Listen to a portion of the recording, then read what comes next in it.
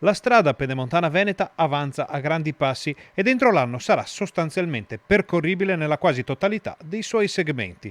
Lo conferma il governatore del Veneto, Luca Zaia. L'opera si va concludendo, quindi a fine anno avremo il collegamento fino a Spresiano e fino a Montecchio, il che vuol dire sostanzialmente quasi tutto il nostro asfalto dei 94 km e mezzo completato. Poi nel 2022 avremo, con scansioni di tempo diverse, l'innesto su A27 in quel di Treviso Nord e l'innesto su A4 in quel di Montecchio. La pedemontana sta già entrando nella quotidianità di un territorio che ha bisogno di una nuova mobilità. Il futuro è quello di pensare che questa infrastruttura darà sicurezza nella viabilità, darà una riduzione dei tempi che ormai già è palpabile, chi la utilizza se ne rende conto, e io dico anche, visti i flussi di traffico che si preannunciano buoni, riusciremo anche a rivedere i pedaggi, però non deve passare l'idea che le infrastrutture si possono percorrere gratis, perché è impossibile, qualcuno deve pagare. E Zaia risponde anche alle polemiche sui costi per gli utenti. E chi mi viene a dire, ma nella 4 il costo a chilometro è più basso. Sì, ma stiamo parlando di un'autostrada che è ammortizzata,